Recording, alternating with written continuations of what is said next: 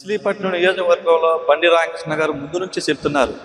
పొత్తు ఎప్పుడైతే పెట్టుకున్నారో చంద్రబాబు నాయుడు గారు, పవన్ కళ్యాణ్ గారు అనేక కారణాల వల్ల మరి ఈ రాక్షస పరిపాలన తరిమి కొట్టాలని పవన్ కళ్యాణ్ గారు మరి చంద్రబాబు నాయుడు గారు ఇద్దరు ఆలోచించుకుని మరి పొత్తు పెట్టుకోవడం జరిగింది.